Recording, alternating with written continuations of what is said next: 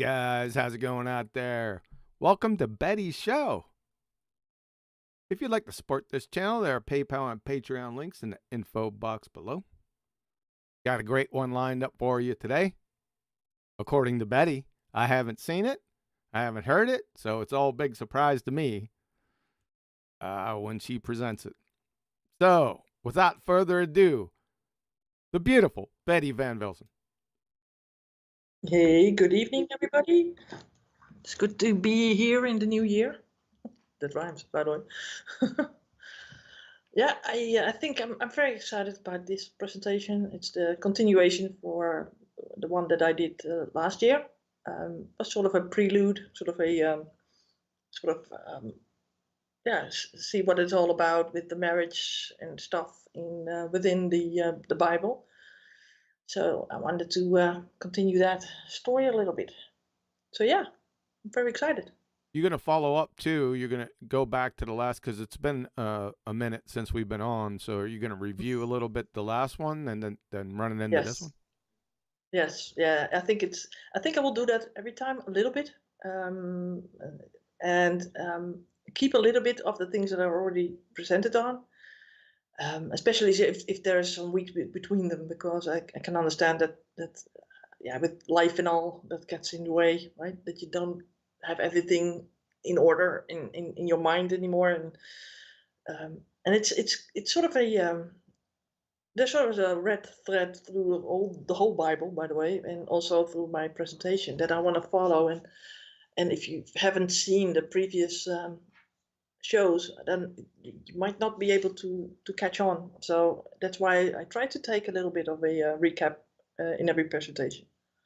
If you played the shows 10 minutes ago and then started over again, I'd still need a review. Yeah, well, maybe you need some healing. yeah, I'd still need it, because like you said, even though you think you might not need it, everyone, they go to the random access memory after about 20 seconds. Mm-hmm. And like you said, life and thousands of things get in the way. Right. Yep. Now, what's I used to go over this back in the day when I was teaching. The attention span of the average person is how long? 3 seconds.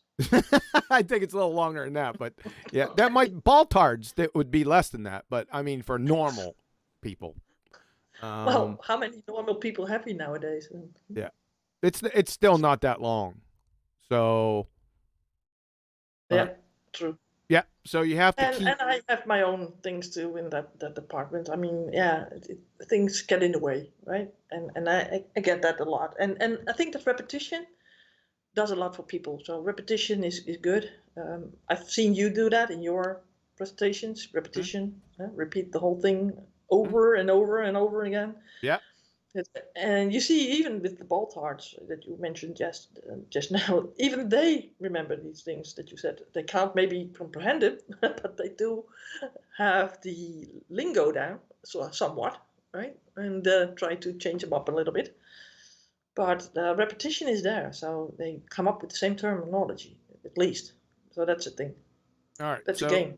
I looked it up. The attention span of a typical audience lasts about 7 minutes. Before you run the risk of losing them, you might get 10 minutes if the topic is especially of interest, or just 5 minutes if you're lucky enough to be presenting in that sleepy post-lunch period. So, yeah. And then you got a 45-minute presentation or worse, right? 90-minute presentation. You're like, oh no. Yeah. Right. Well, I hope to keep the people captivated, because I don't know how long it takes. It has also to do with my reading, because there's a lot of scripture in my presentation. I wanted to always go back to the scriptures where it is basically in there, right? And it takes me a little bit more concentration and more effort to go through, especially the King James with the giveth and the thinketh and the whatevereth. Yeah, whatevereth. Yeah, I said that, yes. So that's sort of annoying to me, and I have a little headache today, so it might be a Yeah, little bit off. that's not That good. means that my vision is also a little bit like blurred. So I will do my very best. Maybe I from time to time I ask you to maybe take a little part of it if you're willing.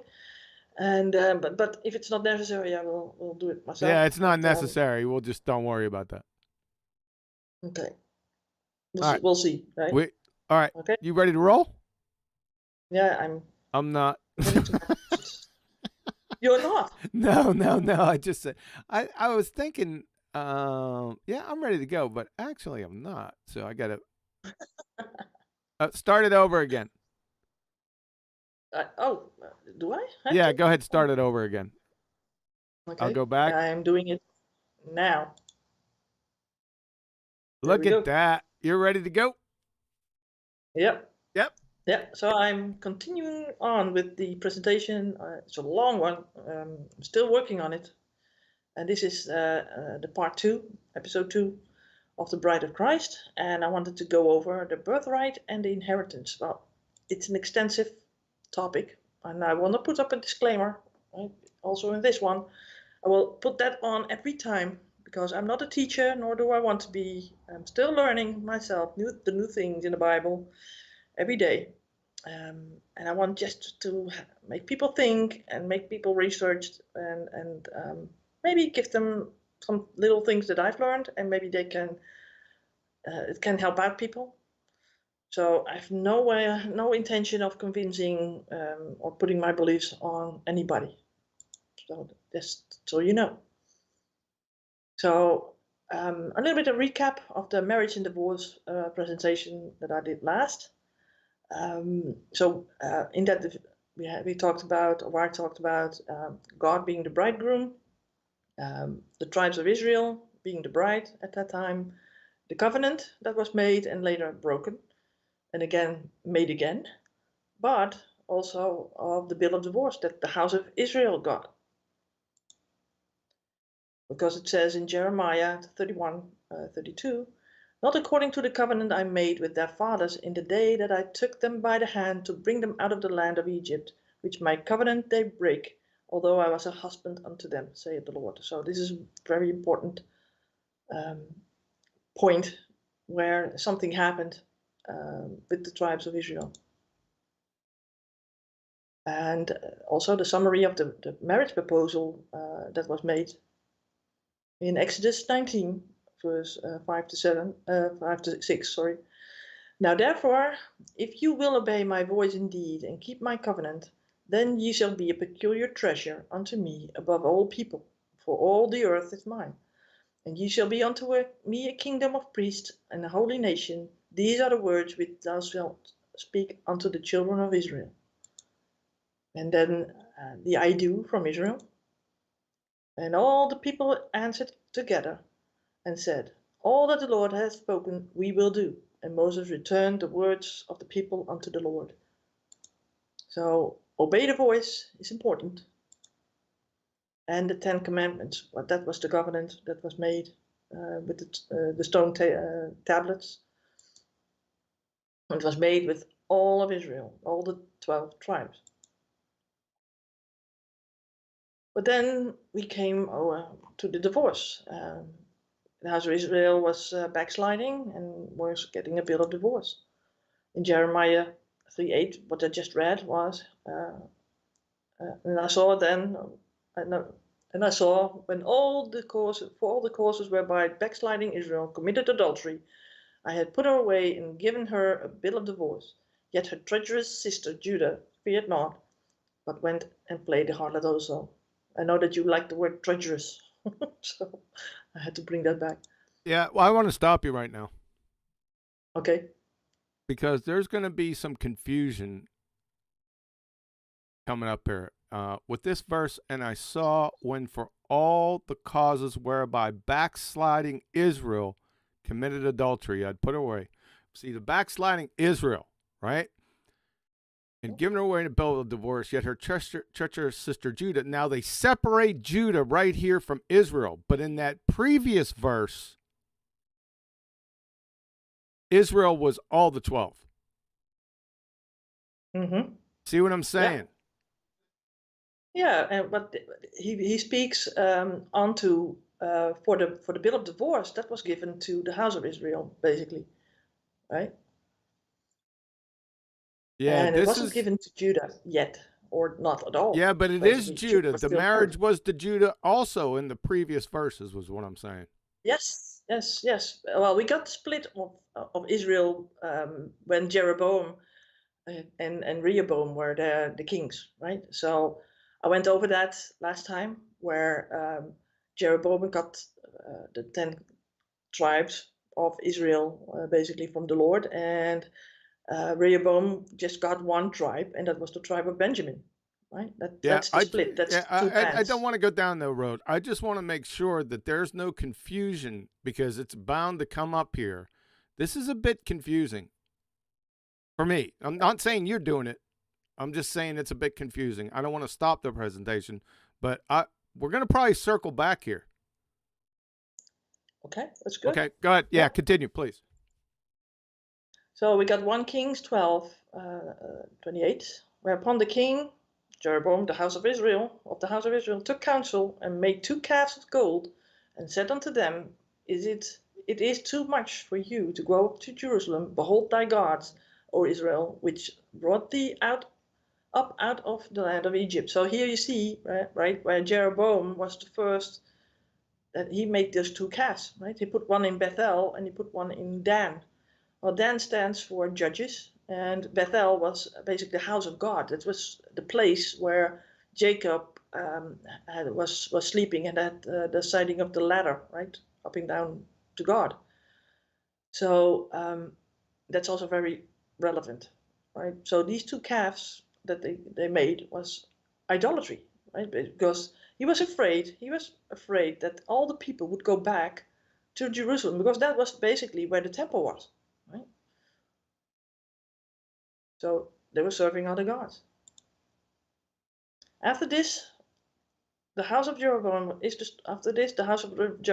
destroyed eventually, and the kings that follow are not good kings. And then the 10-tribed house of Israel was deported by the Assyrians during the years 745 and 715 BC to an area just south of the Caucasus mountain range in the nation of, then known as Media. We got Revelation 19:7. So let us be glad and rejoice and give honor to him, for the marriage of the Lamb is come, and his wife has made herself ready. Isaiah 54 verse 5 says, For thy maker is thine husband, and the Lord of hosts is his name, and thy Redeemer, the Holy One of Israel, the God of the whole earth, shall he be called. And Jeremiah 31-32. Not according to the covenant I made with their fathers in the day that I took them by the hand, bring them out of the land of Egypt, which my covenant they break, although I was a husband unto them, saith the Lord. And then Jeremiah 3:8, we saw that again. And I saw when for all the causes whereby backsliding Israel committed adultery, I had put her away and given her a bill of divorce, yet her treacherous sister feared not, but went and played the harlot also. So we got a marriage in the end times, right? So we see that in Revelation, that's the last book. And then, wait a minute, already married, right? Was married, was married, and now he's divorced. So that's where we sort of left off. Now about divorce. Well, God really hates divorce, and we see that in the following scripture. In Malachi 2, verse 14-16. Yet ye say, wherefore? Because the Lord hath been witness between thee and thy wife of thy youth, against whom thou hast dealt treacherously. Yet is she thy companion, and the wife of thy covenant. And did not he make one? Yet he, the residue of the Spirit, and wherefore one? That he might seek a godly seed. Therefore take heed to your spirit, and let none deal treacherously against the wife of his youth. For the Lord, the God of Israel, saith that he hated putting away for one covering violence with his garment, saith the Lord of hosts. Therefore take heed to your spirit, that ye deal not treacherously. And in Jeremiah 3, verse 20, surely as a wife treacherously departed from her husband, so have ye dealt treacherously with me, O house of Israel. So here it says specifically, house of Israel, that has dealt treacherously. So no divorce allowed, only when the woman is an adulterer. A man may not put his wife away, save for when she's committed adultery. So the law on divorce summary, according to Deuteronomy 24, verse 1 to 4, when a man has taken a wife and married her, and it come to pass that she find no favor in his eyes, because he hath found some uncleanness in her, then let him write her a bill of divorcement and give it in her hand and send her out of his house. And when she is departed out of his house, she may go and be another man's wife. And if the latter husband hate her, and write her a bill of divorcement and give it her in her hand and send her out of his house, and if the latter husband die, which took her to be his wife, her former husband, which sent her away, may not take her again to be his wife after that she is defiled. For that is an abomination before the Lord. And thou shalt not cause the land to sin, which the Lord thy God giveth thee for an inheritance. So, is this sort of clear for you, John? Is there some things that you think, well, I don't get it? Nope. It's quite clear, right? So, yep. A man doesn't like his wife for whatever reason. He sends her away, according to Moses, and they think that he did it because there can be violence within a marriage, right? So she goes to be another man's wife, and then that man dies. She can't go back to her former husband. Listen, it's all treachery. Yeah, well, yeah. But even though the wife, right, he finds something uncleanness in her, but I think that most men in those days might have found something that maybe wasn't, right? But they had a sort of a way out, right? Must have been something that also could be abused back in the day. Yep. As it is today, by the way. But Jesus, he says in Matthew 5, right, verse 31, he says this about divorce. He says, it hath been said, whosoever shall put away his wife, let him give her a writing of divorcement. But I say unto you, that whosoever shall put away his wife, saving for the cause of fornication, causeth her to commit adultery. And whosoever shall marry her that is divorced committeth adultery. So he sort of restates this, but makes it a little bit more stern, right? You can only put your wife away for this. And he says here uncleanness, but yeah, it's not really defined what that uncleanness might be, right? But this, save for the course of fornication, is quite clear, right? So marrying or remarrying a divorced woman is adultery. So we have now the conclusion of that. No divorce allowed unless or when the woman is an adulterer. Marrying a divorced woman is adultery. And remarrying a divorced woman is also adultery, right? But you can also replace now woman also by man, by the way, right? But usually the man is represented by the God, and the woman is represented by the believer or the tribes or the church, right? It's usually represented as the woman. So now I want to go over a bit of the birthright. I think it's important to know why that was important and why God thinks that's also important. So we go over the birthright and over the inheritance and intermingling of the tribes. So first to the birthright, and what does it mean to be the firstborn? So the topic of the firstborn is very extensive. It's important to know that some of the things about the right of the firstborn in biblical times. In ancient Israel, the firstborn son inherited his father's responsibilities as head of the family. So we read in the Old Testament that he normally received a special double inheritance. And we read that in Deuteronomy 21, verse 17.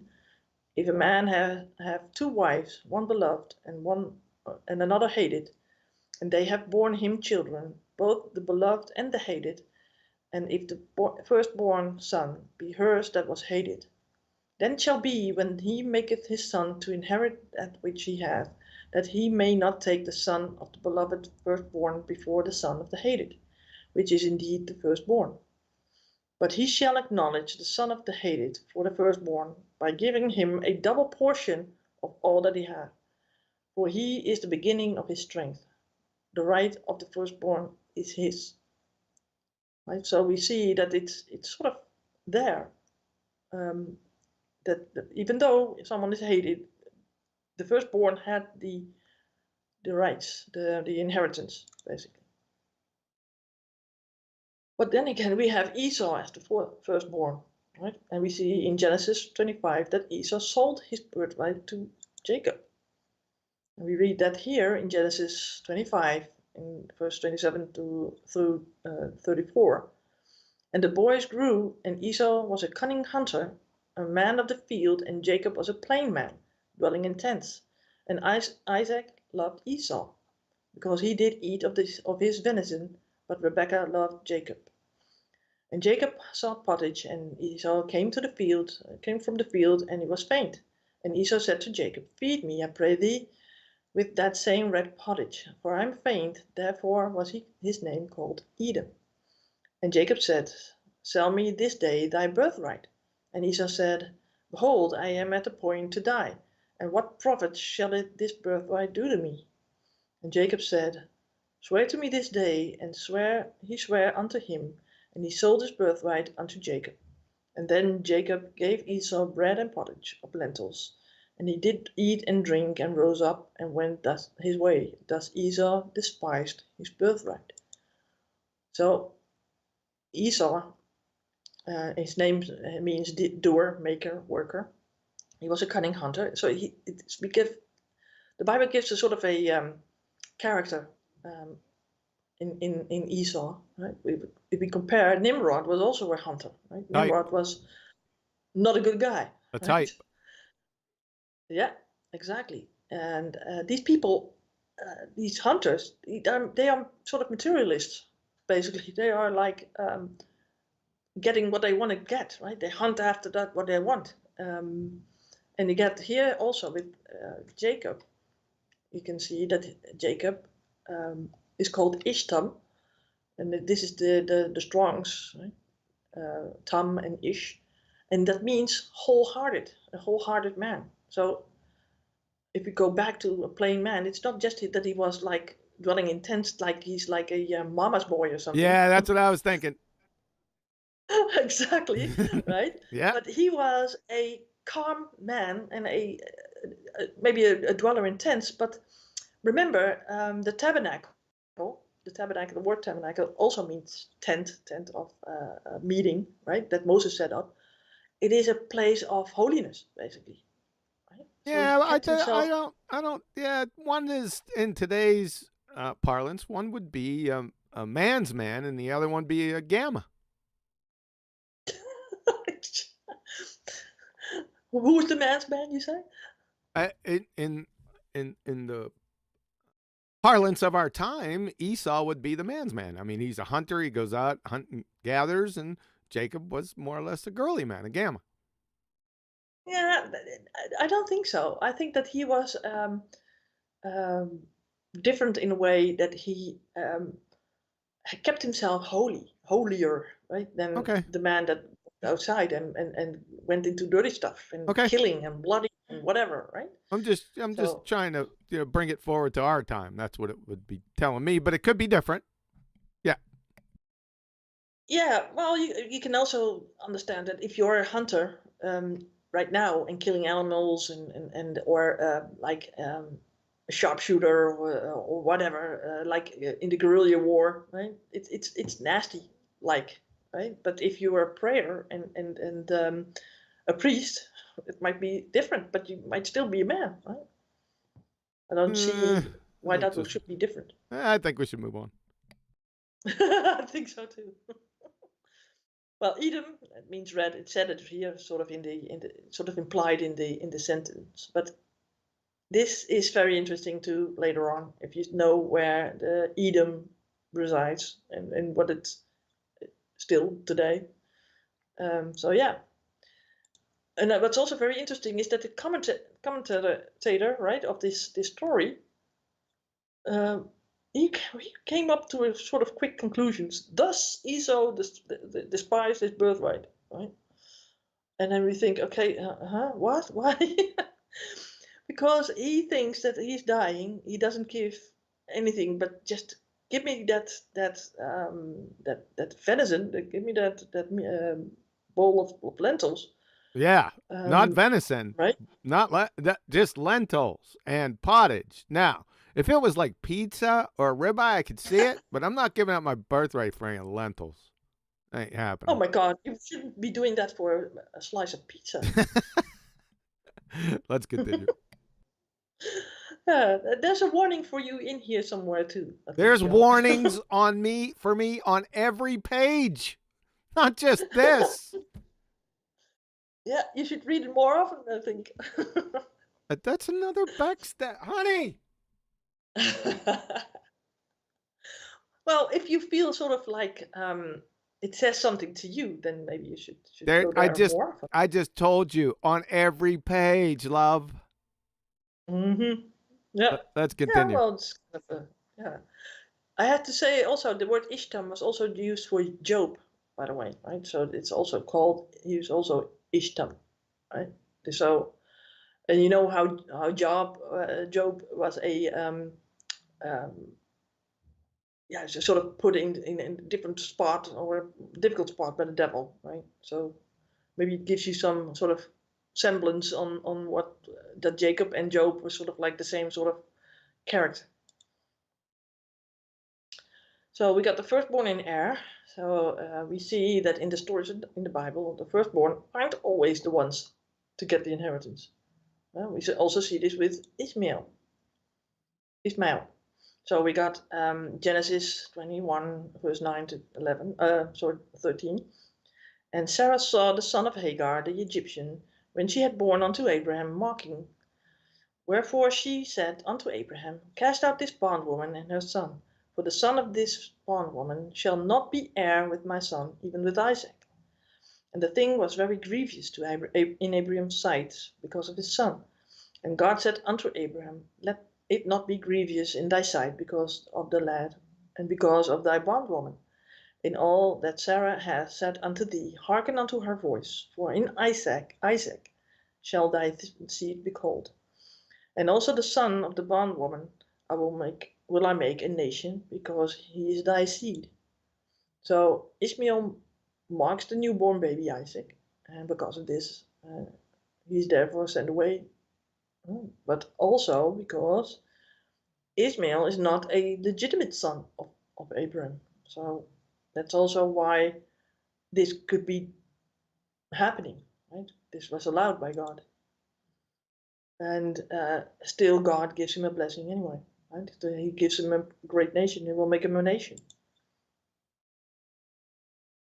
So we see this fact in the stories of the patriarchs, where we also see that being the firstborn was a privilege that could sometimes actually be bestowed on a younger son who was not a literal firstborn at all.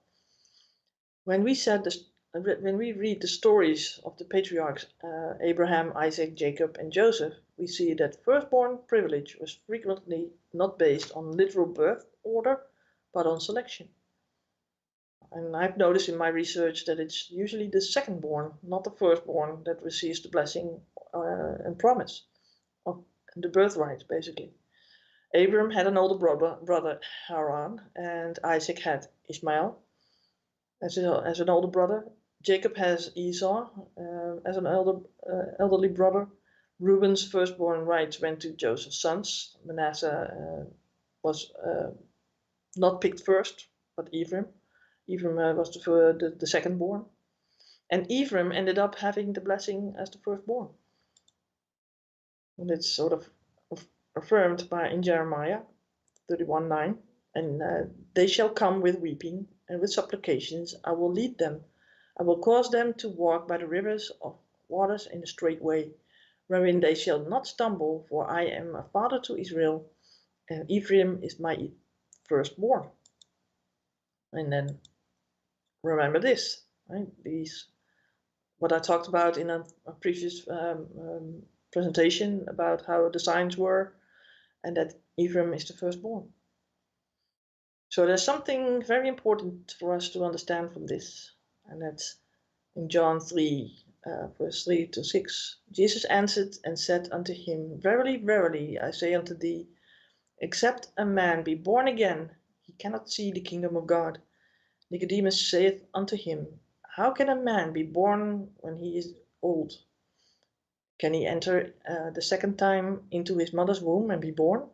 Jesus answered, Verily, verily, I say unto thee, except a man be born of water and of the Spirit, he cannot enter into the kingdom of God. That which is born of the flesh is flesh, and that which is born of the Spirit is spirit.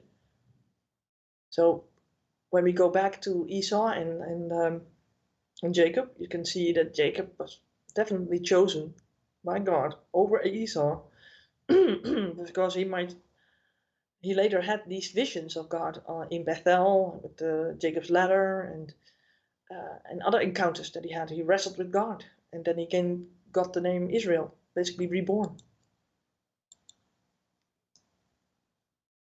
So now we come to the inheritance. What does it mean to be an heir? And what about the intermingling within the tribes or in the tribes? So what does it mean to be an heir? The literal meaning of heir is someone who has been appointed to receive an inheritance. An heir is a person who receives something of value from a father. The Bible sometimes uses the word heir to describe us as recipients of a gift from God. I got this from www.questions.org because I have sometimes difficulty writing my thoughts that I have, that are sort of the same way as they write it here. But the English is much better than when I come up with it. So that's why I usually go to these sources. So the word for heir in Hebrew is yaras, or I don't know how to pronounce it. I might just do wrong to the word, but there's a lot of ways that this word is basically translated. So 116 times it's possess, out, 46 times, inherit, heir, possession, succeed, dispossess, poverty, drive, enjoy, pour, expelled, and utterly, and miscellaneous a couple of times. So in different ways. And then in the Greek, it's more clear. Basically, there's one word for heir, and it's kleronimos, if I can say it correctly. And it basically means heir. Right?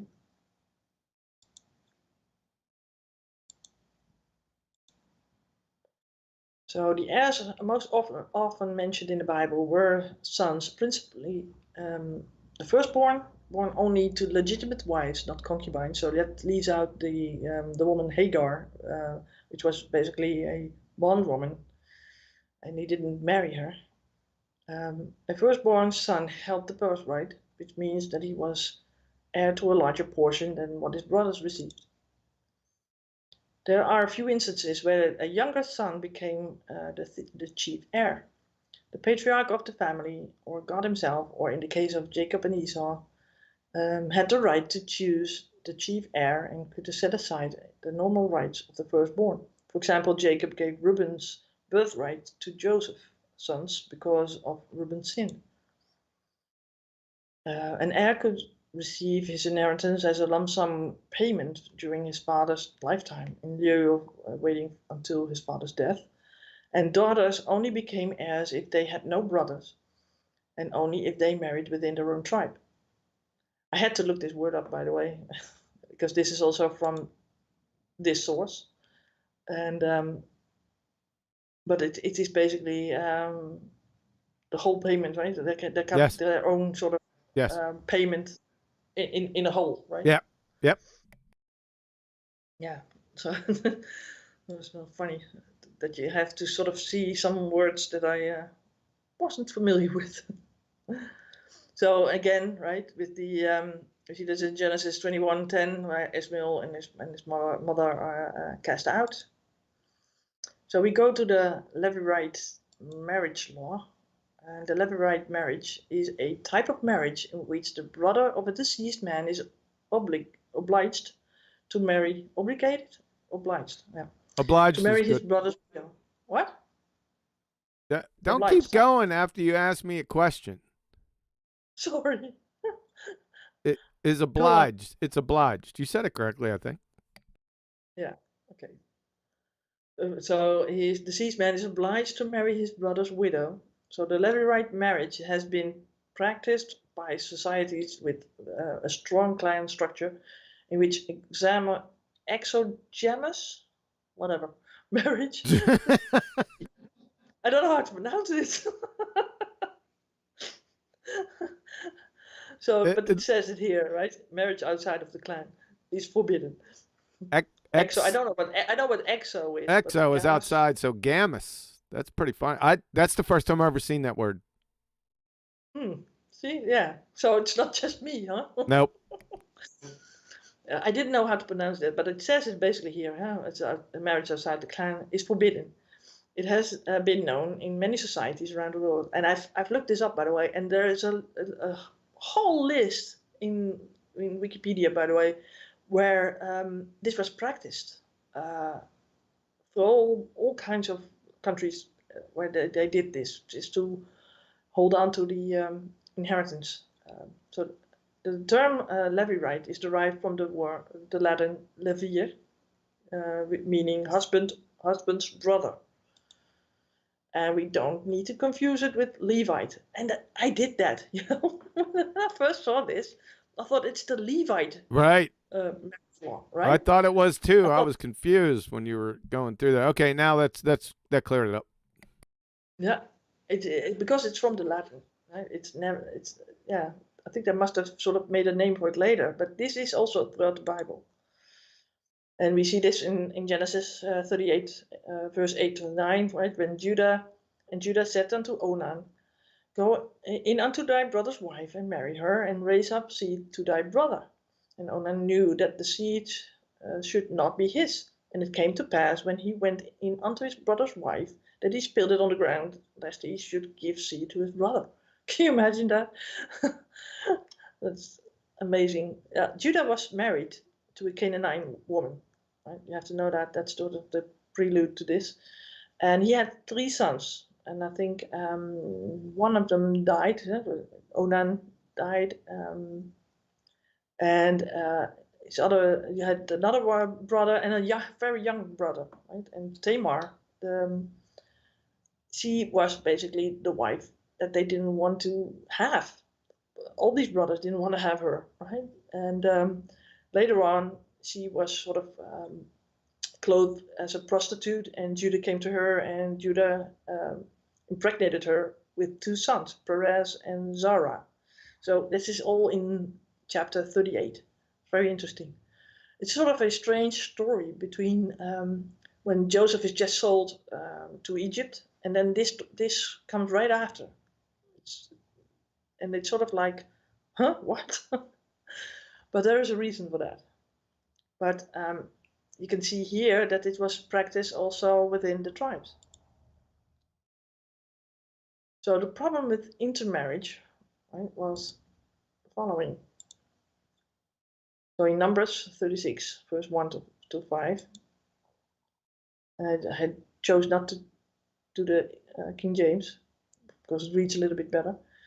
The heads of the father's house of the clan and of the people of Gilead, the son of Machir and the son of Manasseh, from the clans of the people of Joseph, came near and spoke before Moses and before the chiefs, the heads of the fathers' houses of the people of Israel.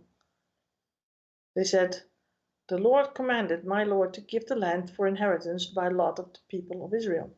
And my Lord was commanded by the Lord to give the inheritance to Zelophehad, sweet, something like that, her brother to his daughters. But if they marry to any of the sons of the other tribes of the people of Israel, then their inheritance will be taken from the inheritance of our fathers and added to the inheritance of the tribe into which they marry. So it will be taken away from the lot of our inheritance. And when the Jubilee of the people of Israel comes, then their inheritance will be added to the inheritance of the tribe into which they marry. And their inheritance will be taken from the inheritance of the tribe of our fathers. This happened. So we situate this story basically when Joshua was giving lots of plots of land in the new land of Israel. We had the half tribe of Manasseh, Gad, and Reuben. They were like not going into the promised land, but they stayed on the other side of the Jordan. But everybody got a plot of land, and but if they sort of married outside the tribes, then that allotment would transfer if it were so they didn't have any brothers, right? So the solution to that came later in Numbers 36, verse 5 to 9. And Moses commanded the people of Israel according to the word of the Lord, saying, the tribe of the people of Joseph is right. This is what the Lord commands concerning the daughters of Zelophehad. Let them marry whom they think best, but only they shall marry within the clan of the tribe of their father. The inheritance of the people of Israel shall not be transferred from one tribe to another. For every one of the people of Israel shall hold on to the inheritance of the tribe of his fathers. And every daughter who possesses an inheritance in any tribe of the people of Israel shall be wife to one of the clan of the tribe of her father, so that every one of the people of Israel may possess the inheritance of his fathers. So no inheritance shall be transferred from one tribe to another, for each of the tribes of the people of Israel shall hold to his own inheritance. So that's very important. Basically, land was like very important to these people back in the day, and also the inheritance. Now we go to the intermingling within the tribes. So intermarriage within the tribes happened, of course. The inheritance of the land was clear. The man inherited the land from his father. The firstborn got the double portion. Having land was a big deal. The allotted land during Joshua was land given by God. Oh, wait a minute, a little bit too early. You can see this through the story of Ruth, and you can see the allusion that the story here in Numbers 36:12, right? It's not a coincidence. Sorry.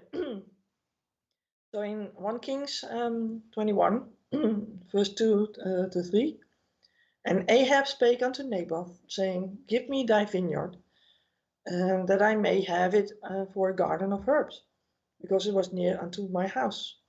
It is near unto my house, and I will give thee for a better vineyard than it. Or if it seem good to thee, I will give thee the worth of it in money. And Naboth said unto Ahab, sorry, the Lord forbid me that I should give the inheritance of my fathers unto thee. So we see this also happening in 1 Kings 21, where Naboth wasn't willing to give the money of the land or get any money from the land to give the land to King Ahab. So in Numbers 36, verse 12 to 13, and they were married into the families of the sons of Manasseh, the son of Joseph, and their inheritance remained in the tribe of the family of their father. And these are the commands and commandments and the rules that the Lord commanded through Moses to the people of Israel in the plains of Moab, by the Jordan at Jericho. So that's why I said it's the half tribe of Manasseh, Reuben, and Gad that were basically residing in the plains of Moab. And the funny thing is that the story that I'm going to go over next also is the story of Ruth, right? And she comes from the plains of Moab. She was a Moabite. So the question arose about intermingling of the tribes within the allotted plots of land. So I found the following verses, or statutes, ordinances about the intermarriage, whether this is sort of residing in the Bible. Maybe this can help to answer the question whether the tribes of Israel intermingled within themselves or not. The promise of land is important to Israelites and the inheritance, and to be heirs.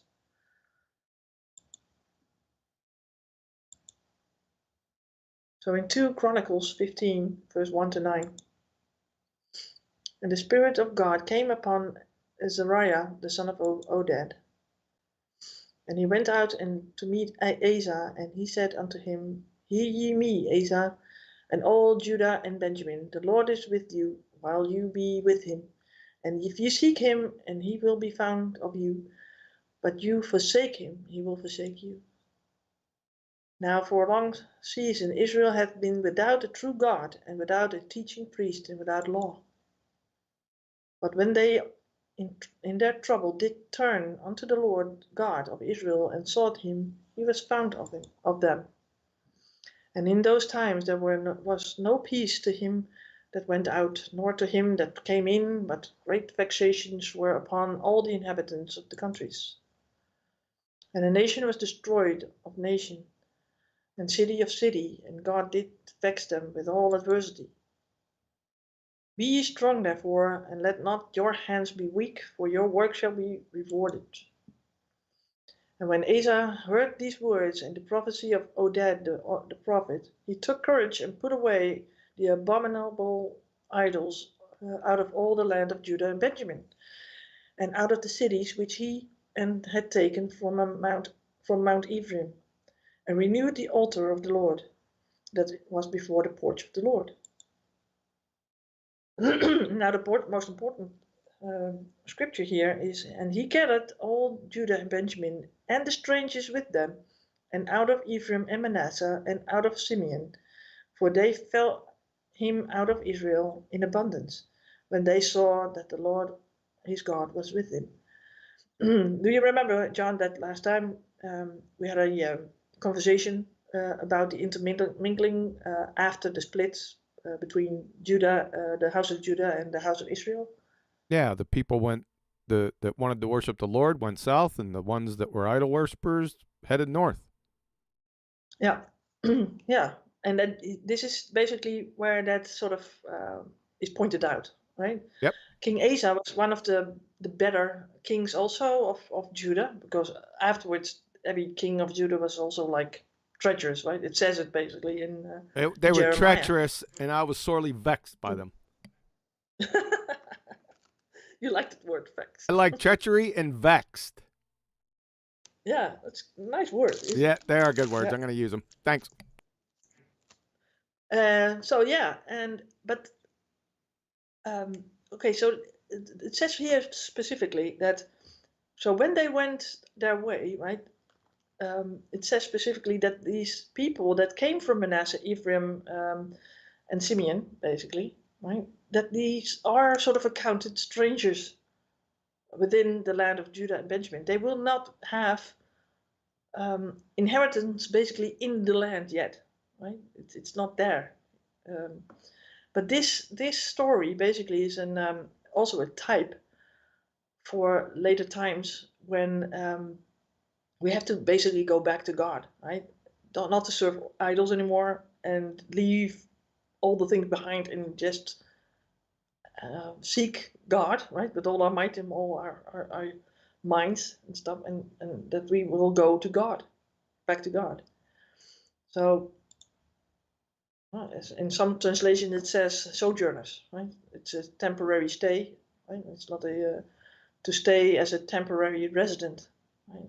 So the people of Judah and Benjamin, when these people came, saw them as not as sort of, like immigrants almost, I think, because they were not basic. They might have been given land and assignments and jobs and whatever, but it was not theirs, right? It will still be known as Judah and Benjamin, the house of Judah, basically.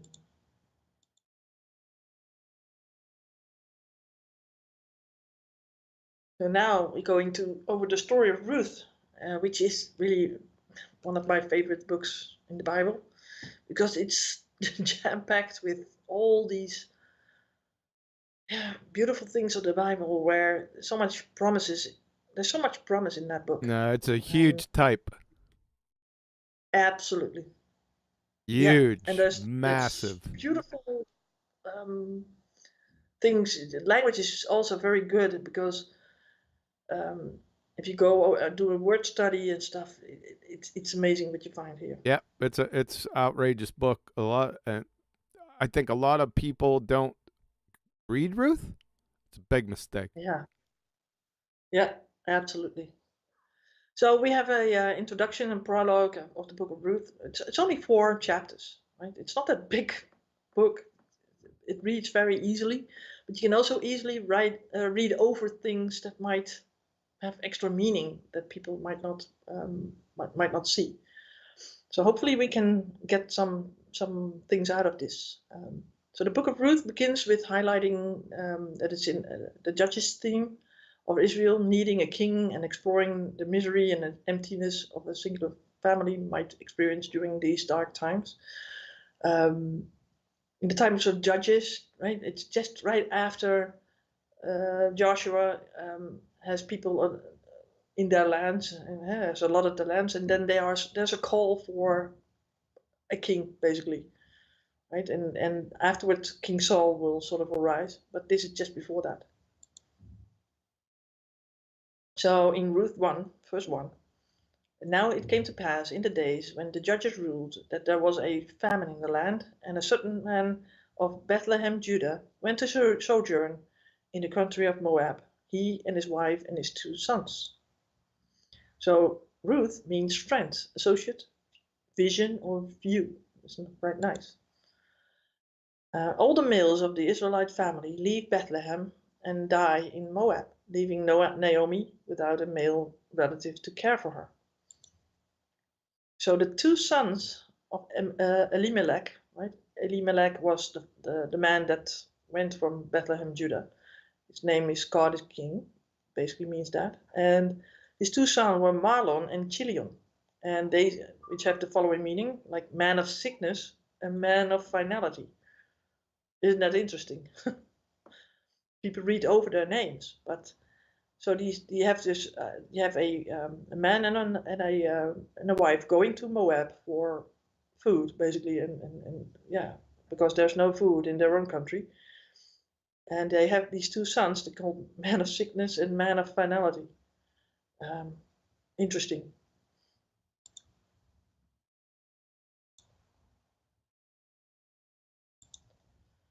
So in Act 1, Naomi returns, right? Ruth the Moabite is loyal to Yahweh and to Naomi. And Naomi means my delight or sweet.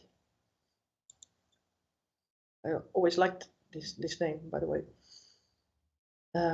So Ruth, in the first chapter, then she arose with her daughters-in-law and to return from the country of Moab. For she had heard in the fields of Moab that the Lord had visited his people and given them food. And she set out from the place where she was with her 2 daughters-in-law, and they went on the way to return to the land of Judah. But Naomi said to her 2 daughters-in-law, go return each of you to her mother's house.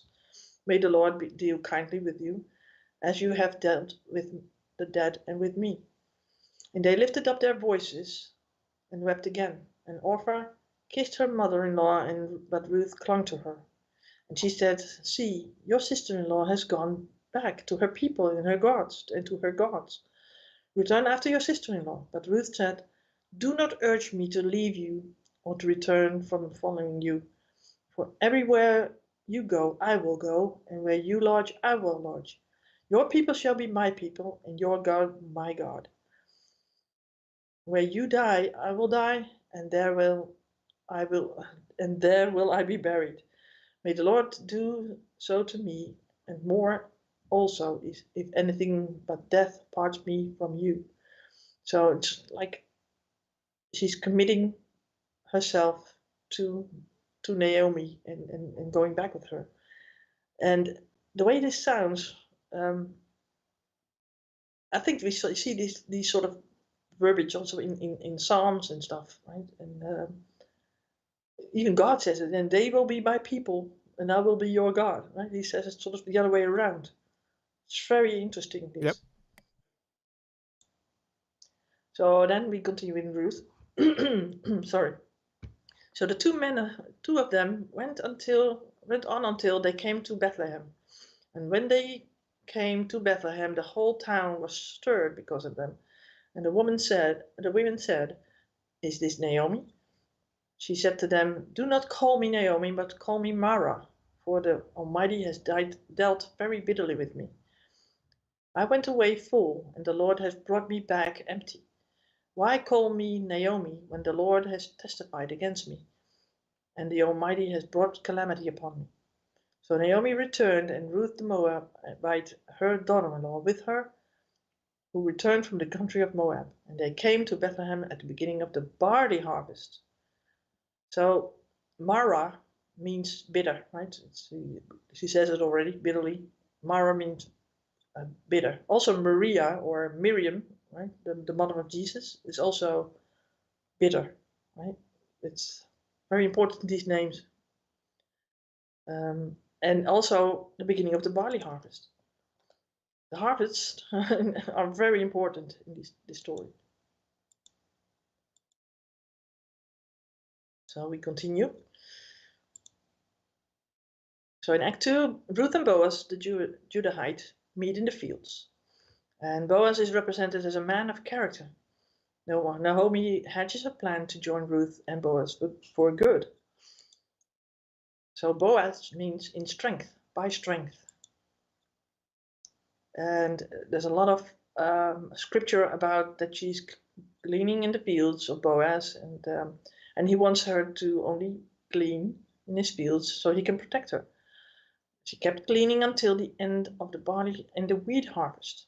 So the cleaning of the fields is basically when the harvest is done, right? They cut the corn, but you have all these airs that are laying around the floor, and usually they were left for the poor to clean or to pick up so that they have some food.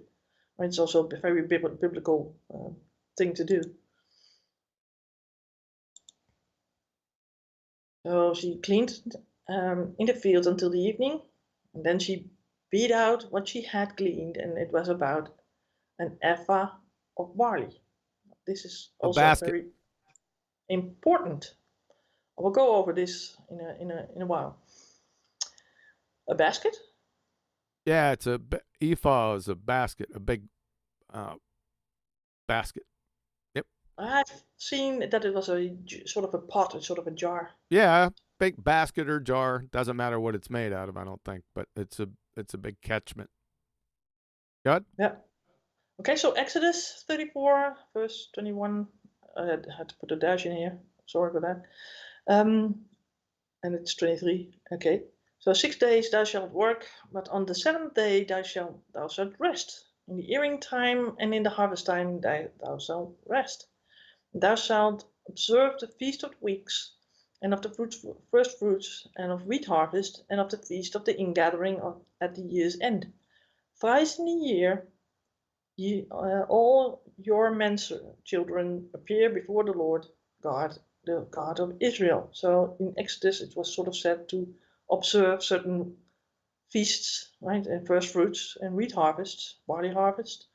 So this gleaning and that she started at the barley harvest is very important, right? That she started there. Basically, it's after Passover that these feasts begin. So, what is the feast of first fruits? And we have this in Leviticus 23, verse 9 to 14. And the Lord spoke to Moses, saying, Speak to the people of Israel and say to them, When you come into the land that I give you and reap its harvest, you shall bring the sheaf, the first fruits of your harvest, to the priest, and you shall wave the sheaf before the Lord, so that you may be accepted.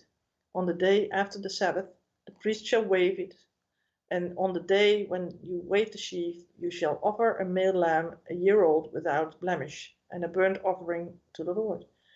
And the grain offering with it shall be 2/10 of an ephah, and of fine flour mixed with oil, a food offering to the Lord with a pleasing aroma, and the drink offering with it shall be of wine, a fourth of a hin.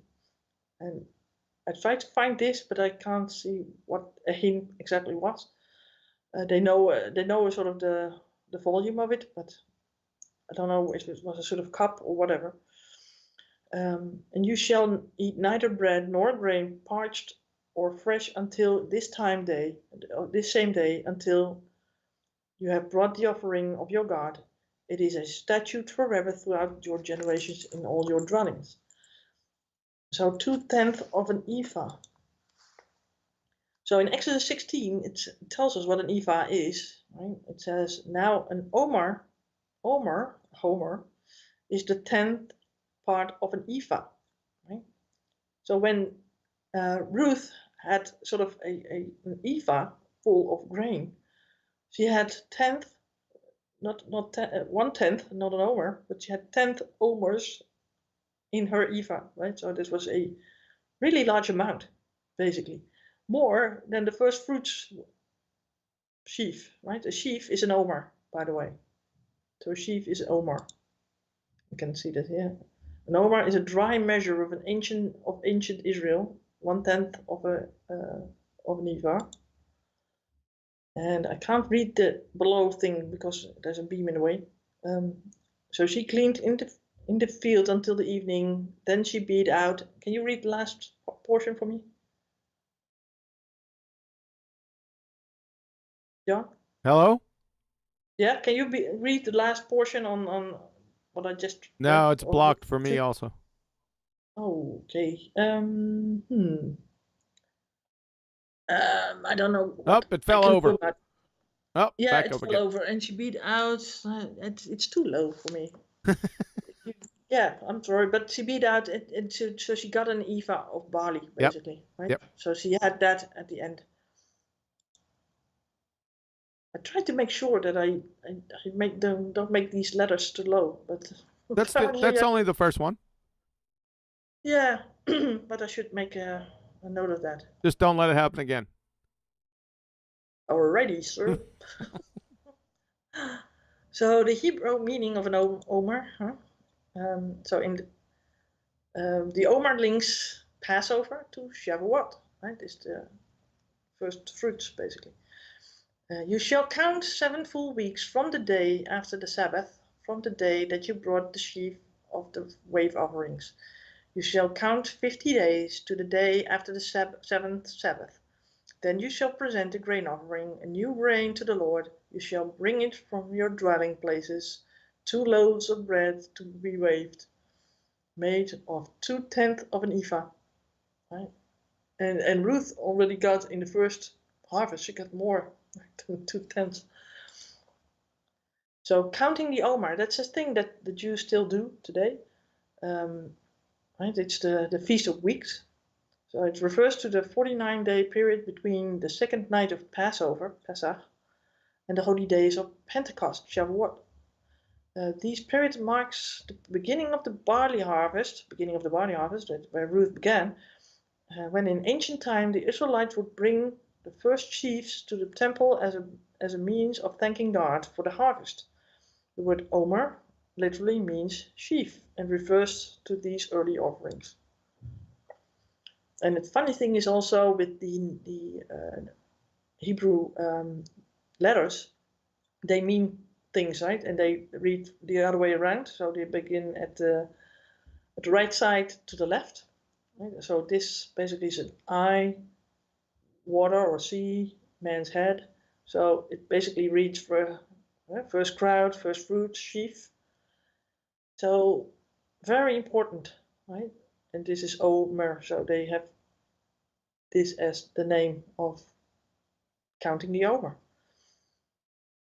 So it doesn't mean just first fruits, but first fruits are basically first saved people, right?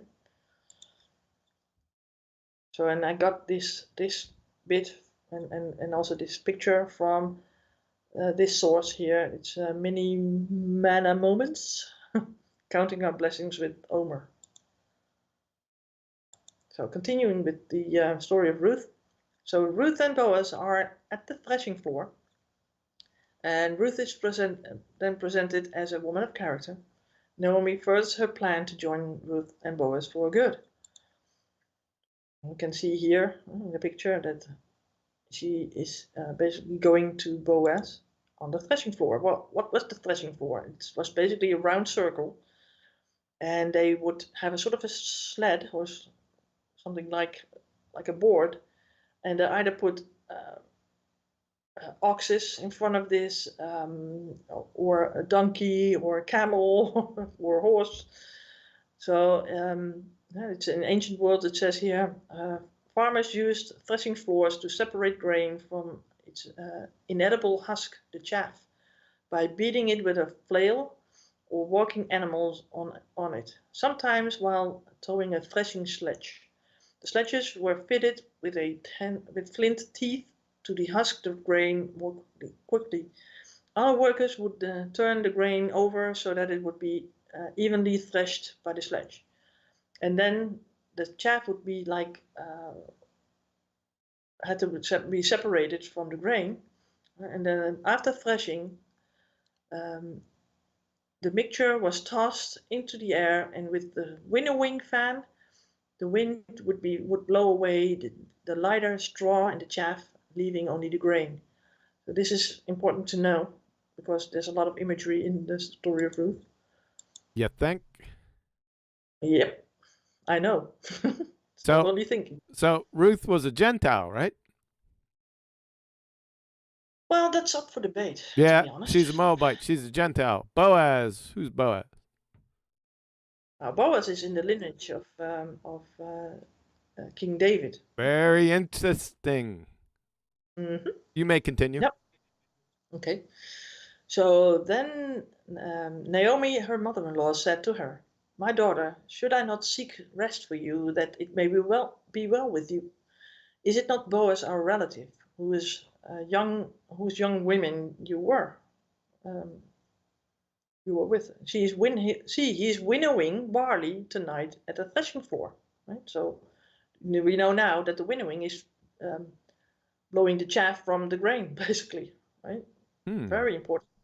And we know separating the chaff from the grain is also a very important thing in the Bible. It's very interesting.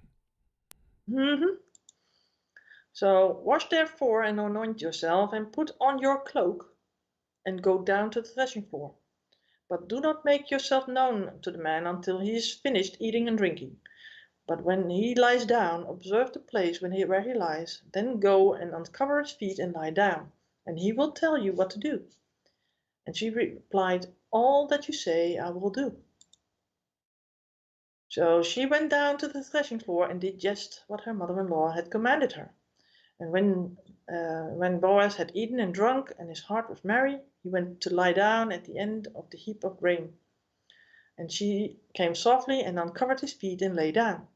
At midnight the man was startled and turned over, and behold, a woman lay at his feet. And he said, "Who are you?" And she answered, "I am Ruth, your servant.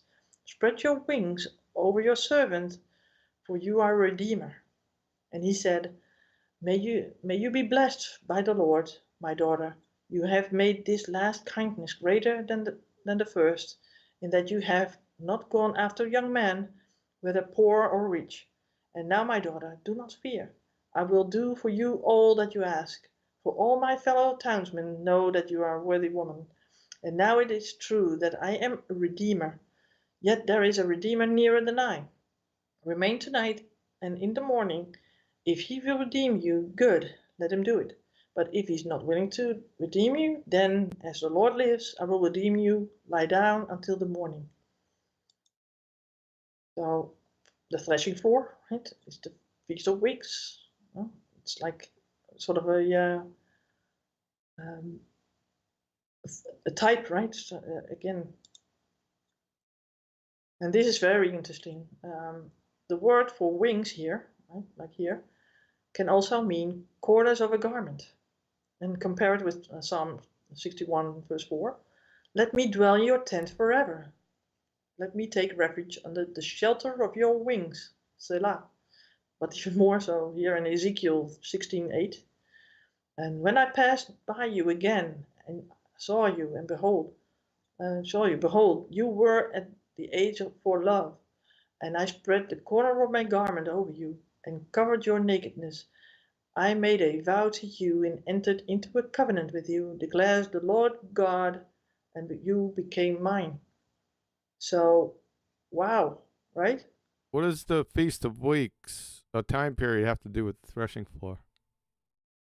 Well, it is the beginning of when she became at the beginning of the barley harvest, right? And basically, the first time they were waving a sheaf, right, for the Lord. That was a sort of a first fruit offering.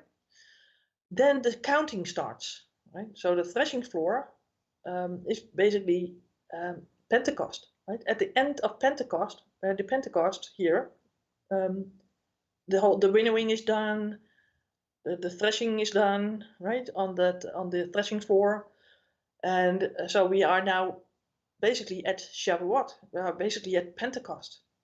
So Pentecost, remember that Pentecost was the time where the apostles went to Jerusalem and they were speaking in tongues at that time and get the cloven fire tongues over their heads, right? The baptism of fire happened there.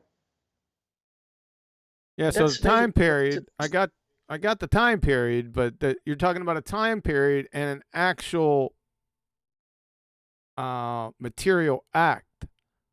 Threshing floor. What happens on the threshing floor again? well, I told you then it is. I will come to that. Okay. We'll go over that. All right. Come to that. Listen, we got 15 minutes. Yeah, I'm trying to hurry up. I'm trying to slow you down. Don't. So this is a threshing floor. See, right? This is how they did it. In this place, they would like use this. Yikes. Yes, and these are like flints of stone that they put in here, or iron, right? And it's called a tribulum.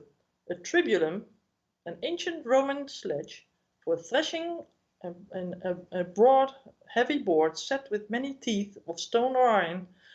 The tribulum is still in use in northern Africa. That's pretty funny. The tribulum. Yes. That should give the game away to everyone. To a I point. would No, not say give so. the whole game, but part of the game. Go on. Yeah. So in Revelation 7, and I said to him, unto him, Sir, thou knowest. And he said to me, These are they which came out of the great tribulation, and have washed their robes, and made them white in the blood of the Lamb. So tribulation is oppression, is like pressing out the good from the bad, right? And the winnowing is blowing the chaff away and keeping the good. So now you can understand that these feasts are very important to the Lord. very interesting. Tribulation comes from tribulum. Very interesting. I did not know that.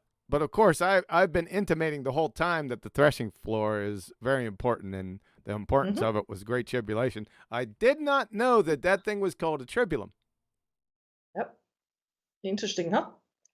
Yeah. It just when hammers the whole point home. It was like a lightning bolt. So we got Boaz, a Christ type. Then we have a Gentile woman. And then we have a threshing floor that speaks to great tribulation. Very, very interesting. Absolutely. Yeah. I'm jumping ahead, right? Because Boaz. Oh, you're jumping into it right now. It's the marriage. Uh-oh. Yeah. So Boaz arranges to marry Ruth, right? Boaz' loyalty to God and his commandments and his family is highlighted. Okay, so we got here Naomi getting a grandson, basically.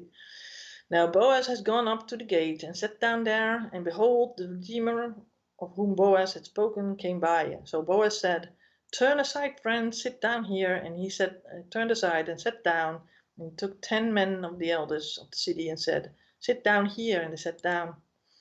And then he said to the Redeemer, Naomi has come back from the country of Moab, is selling her parcel of land that belonged to our relative Elimelech. So I thought that I would tell you of it and say, buy it in the presence of those sitting here and in the presence of the elders of my people. If you redeem it, redeem it. If you will not, tell me that I may know, for there is no one besides you to redeem it, and I come after you. And he said, I will redeem it. Then Boaz said, the day you buy the field from the hand of Naomi, you also acquire Ruth, the Moabite, the widow of the dead, in order to perpetuate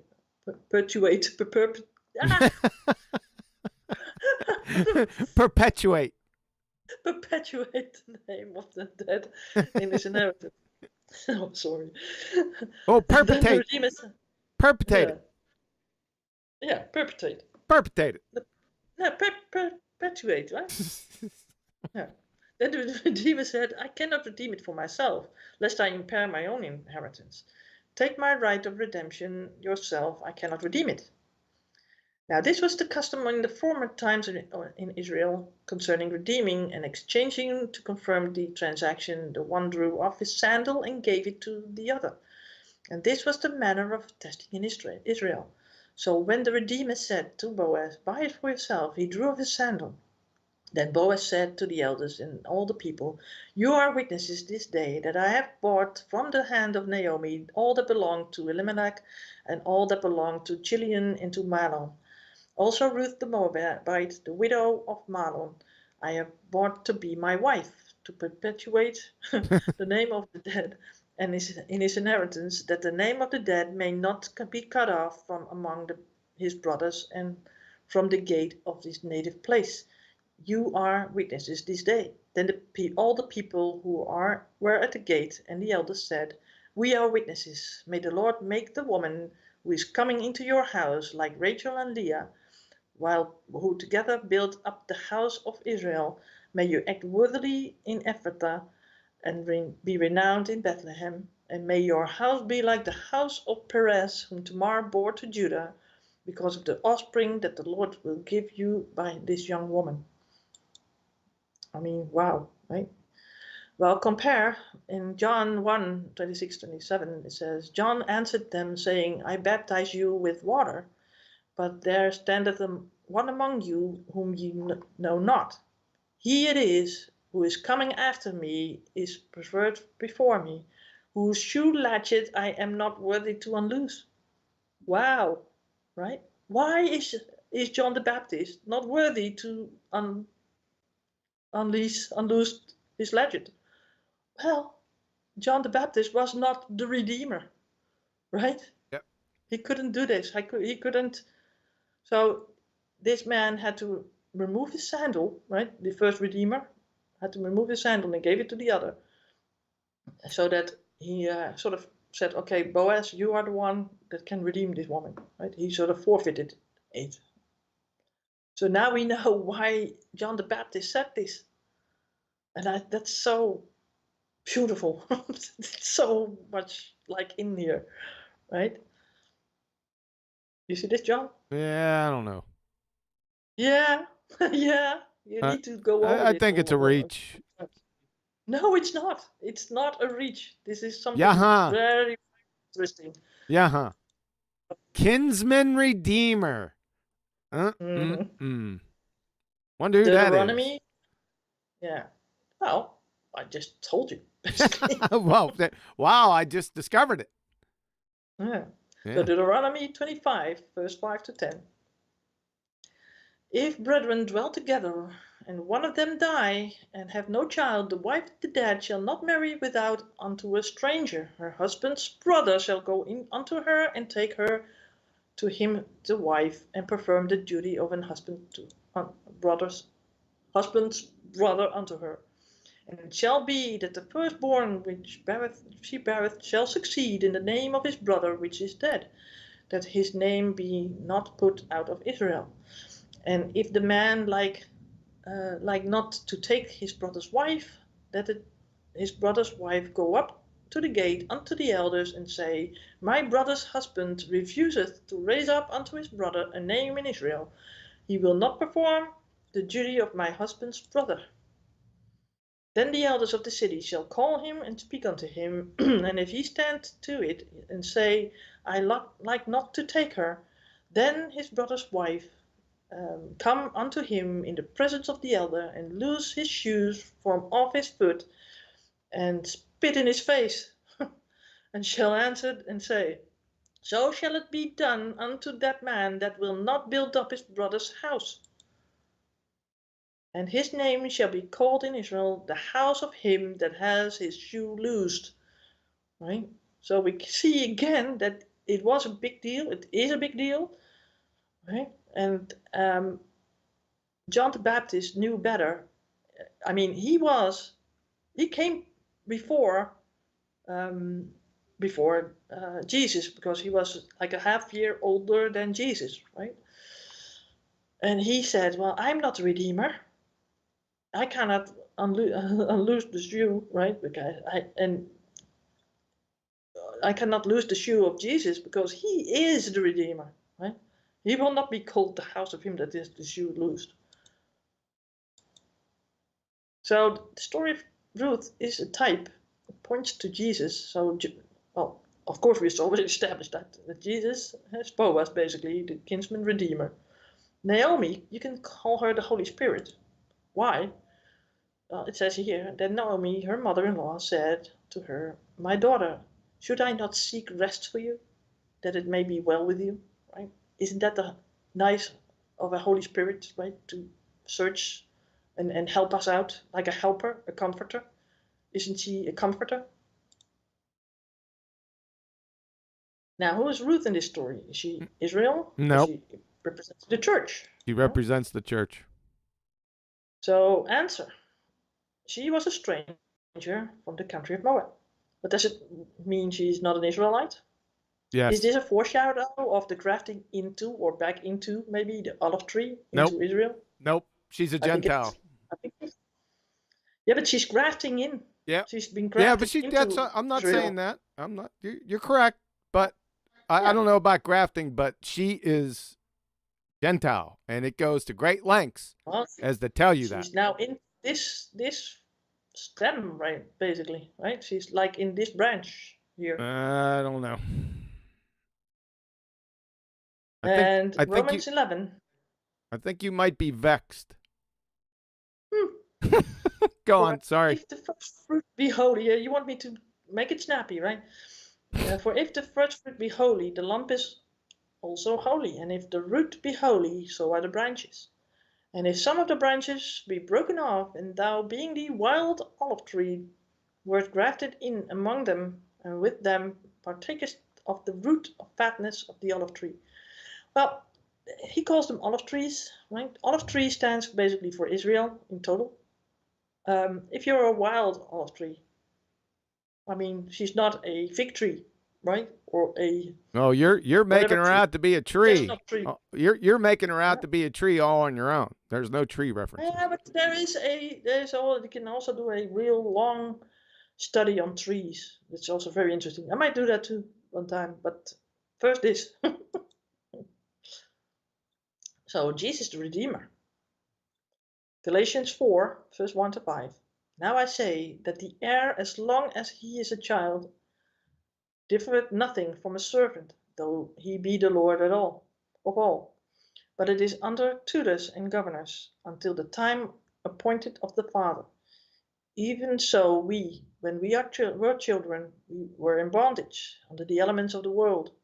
But when the fullness of the time was come, God sent forth his Son, made of a woman, made Mm-hmm. under the law, There to you go. redeem them that were under the law, that we might receive the adoption of sons. The important part of that was after the fourth, in the fourth part, that one that you underlined.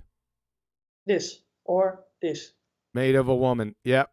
Making Jesus a kinsman.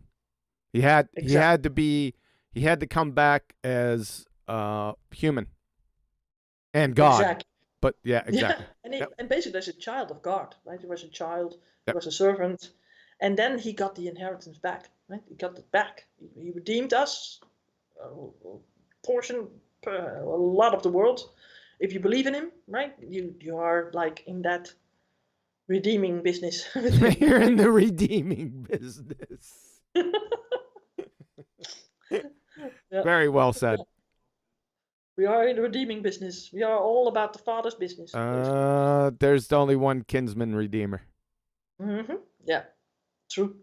But Boaz played that role in this, which is as the type, yes, as a sort of a foreshadow type like thing. Yeah. That's why that story is so beautiful. Yeah, it is.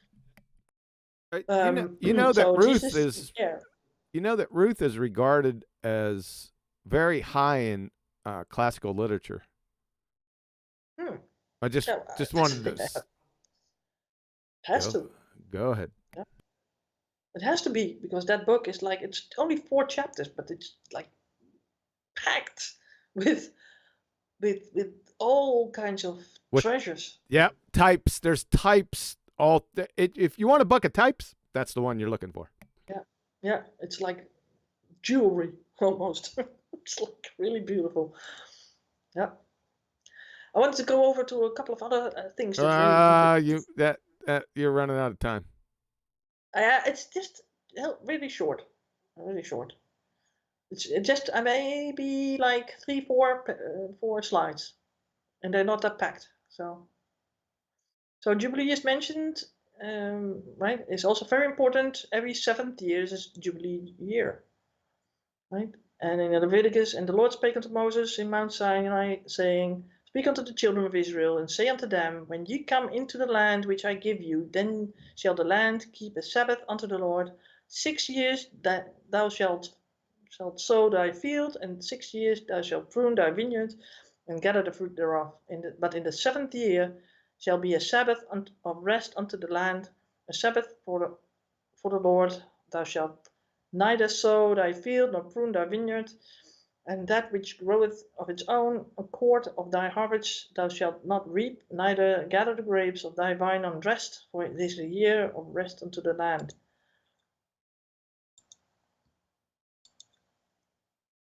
So thou shalt number 7 Sabbaths of years unto thee, 7 times 7 years, and the space of the 7 Sabbaths of years shall be unto thee 49 years. Then shalt thou cause the trumpet of the Jubilees to sound on the 10th day of the 7th month. In the day of atonement shall ye make the trumpet sound throughout all your land, and you shall make hollow the 50th year, and proclaim liberty throughout all the land unto all the inhabitants thereof. And it shall be a Jubilee unto you, and ye shall return every man unto his possession, and ye shall return every man unto his family. A Jubilee shall that 50th year be unto you. You shall not sow, neither reap that which groweth of itself in it, nor gather the grapes of it in it, or thy vine undressed. For it shall be the Jubilee, it shall be holy unto you, and ye shall eat the increase thereof out of the field. In the year of this Jubilee ye shall return every man unto his possession. Wherefore ye shall do my statutes and keep my judgments and do them, and ye shall dwell in thy land in safety. And the land shall yield the fruit, and ye shall eat your fill and dwell there in safety. And ye shall say, What shall we eat the 7th year? Behold, we shall not sow, nor gather in our increase. When I will command my blessing upon you in the 60th year, ye shall bring forth fruit for 3 years. So the year of Jubilee, everyone would get their possessions back, even if it was sold to someone else. Every 50th year, a Jubilee year, you shall return every man unto his possession, and you shall return every man unto his family. So very important. And the land has a rest period of a full year after 6 years. In the year before the 17th year, it would produce twice as much to survive the 6th year and the 7th and the 8th even, when the new seeds are planted. It's the atonement, right? Time of atonement.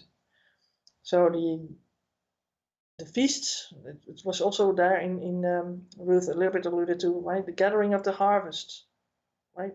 We need to complete the harvest, and then we enter into rest.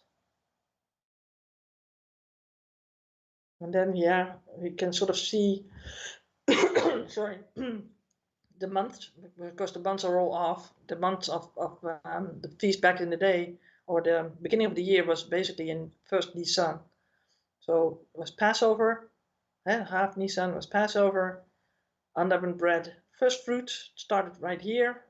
So then they started counting omers, basically, right? The 49 omers, and then 50th week would be the Pentecost, and then it would sort of like go on, and then here we have the Day of Atonement. It's quite nice to see how that worked. It's like 7 months, basically the 7th month, right? Where all is in sevens, basically. And I wanted to read this one as for the last slide. So in Isaiah 61, verse 1 to 2, it says, "The Spirit of the Lord is upon me, because the Lord has anointed me to preach good tidings unto the meek.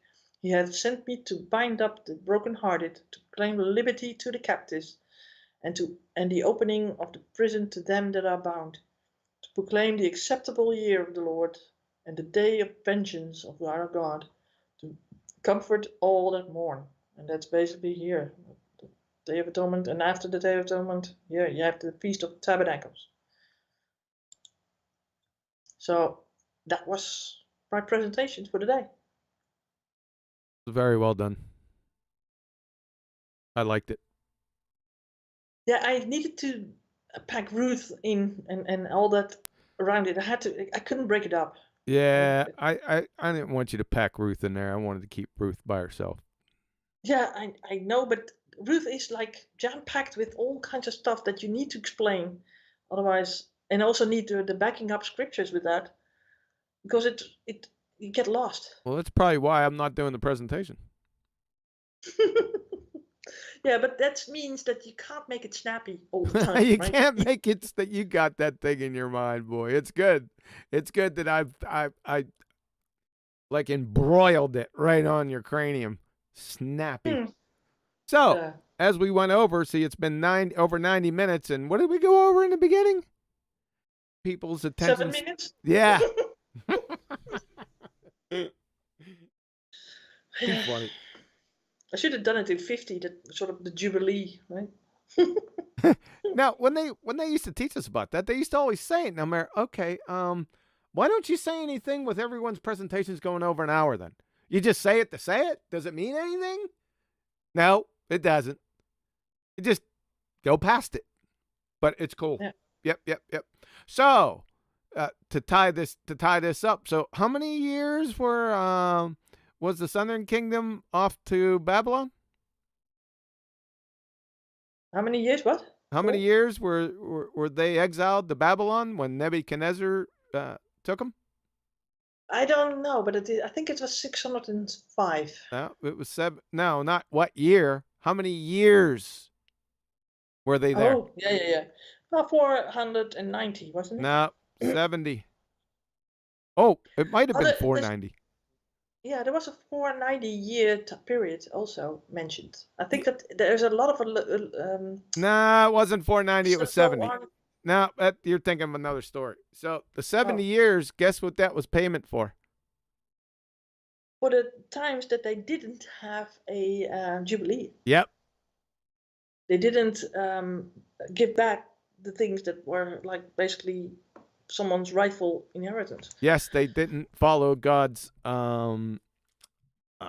instructions about leaving that 7th year alone, and they didn't do it. So he charged them 70 years. Yeah. Yep. True. Yep. So I just wanted to wrap that little piece up. Daniel, right? Say again? It's in the book of Daniel. Where is that? The book of Daniel. Yeah. Oh, yeah. It's definitely in the book of Daniel because Daniel was one of the ones taken. Exactly. Yeah. Yeah, and I think it is in the number where it says the reason why and how many years it will be. Is it Nehemiah? I think it might be Nehemiah. I can't recall right now. Nehemiah was after, right? That they came back into the land. Yeah, I don't know where it was from. It's somewhere. Daniel's looked back there, and it has the passage or the book that he looks into. I just can't recall it right now. Isn't it Jeremiah? Yeah, it could be Jeremiah. Yeah, see, Nehemiah and Jeremiah, they get crossed. Yeah, Because it's very significant. of the Mayas. Yeah, the Mayas. Yeah. It's it's basically the word Jah at the end, which is God, right? I thought El was God. Yeah, also, but Jeremiah is Okay. is like God. All right. Well, those I get vexed. Don't act treacherously. No, I'm not vexed treacherously. I'm just vexed, sorely vexed. Sorely. I think the word sorely needs to be in front. It does need to be in there. That goes. It's like carrots, peas, and carrots. Okay, so it was a great presentation. We might need to revisit Ruth again. So keep that in the hopper. Yep. Yeah. All right. Final thoughts, because we got to get out. I got to go. Okay. Well, final thoughts. Next time I want to go over the betrothal, so that we're going back to the marriage things again, right? Mhm. And then I will go start with the parable of the 10 virgins, see what's in there. Oh, that could be interesting. Yeah. So start there and build on that. Outstanding. Very well done. Thank you. Thank you very much. Thank you very much. And you can perpetrate on it all you want. Perpetuate. All right, Betty. We'll see. Maybe next Thursday. We'll have to see. Tentatively next Thursday. Yeah. Yeah. All right. I hope so. All right. Outstanding. Is that all? Yeah, because it keeps me a little bit in the flow, right? Yes, it does. If I'm too long out of it, I need to bring it back in there. Yeah. Yeah. All right. Sweet. Cool. You good? Yes, I am. All right. Bye-bye, Betty. All right, guys. I hope you got a lot out of this. If you haven't, if we went too fast or little interruptions and stuff, maybe go back through it. But the Book of Ruth is just outstanding. Like Betty said, it's just loaded to the hilt. It's so deep, right? Mariana Trench couldn't cover it. So hang in there. We'll catch you Saturday on BALLBUSTERS, and come back again next Thursday with Betty's look into the continued of the marriage of the Lamb. All right? Hang in there. Keep cool.